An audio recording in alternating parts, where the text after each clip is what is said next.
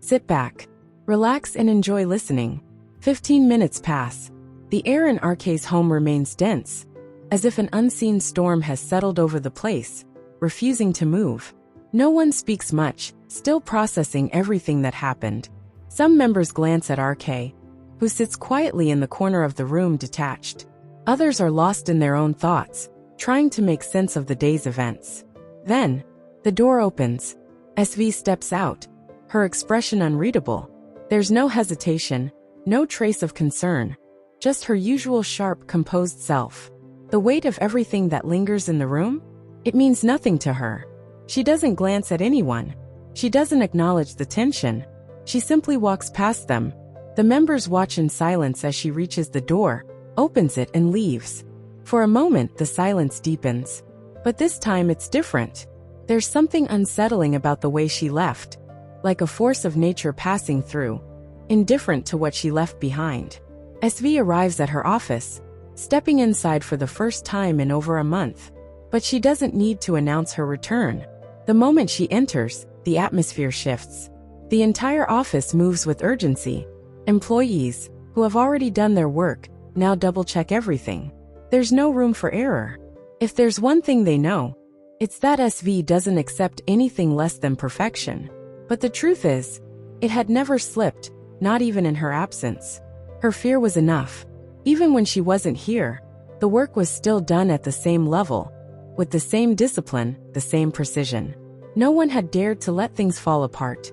No one had dared to test what would happen if she returned to find anything below her standards.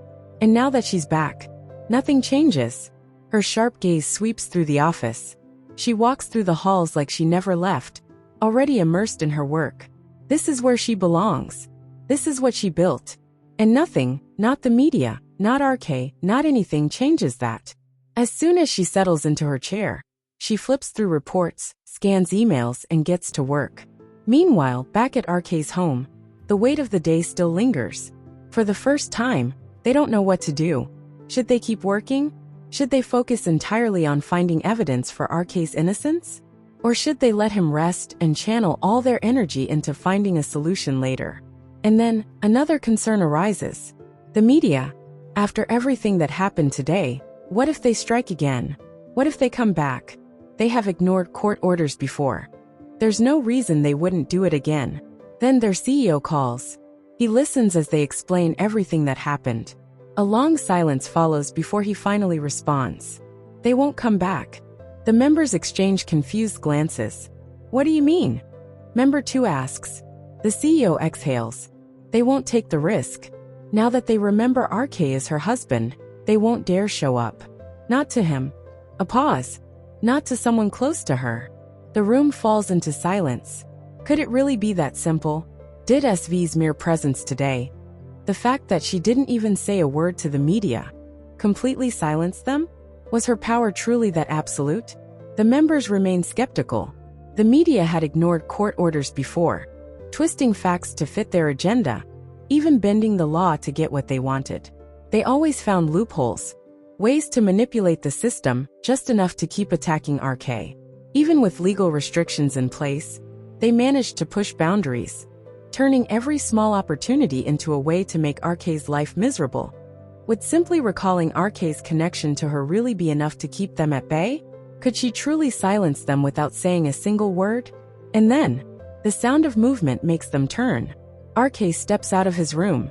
He's dressed, not in casual clothes, not like someone who just survived a brutal day and should be resting. He's dressed for work. The members stare at him in shock. He buttons the last part of his sleeve, grabs his watch, and stands there as if everything is normal. No one says anything. They exchange glances, trying to understand what's going through his mind. Then, member 1 clears his throat and subtly signals the others to stand. He keeps his voice low, almost whispering as he says, "I think we need to keep moving forward. Right now we go to work. Tonight, we figure out what to do next." No one argues, because right now, it's the only plan they have. And so, they follow RK's lead. Because no matter how broken things seem, stopping isn't an option. Not when even the doctor suggested he must keep himself busy.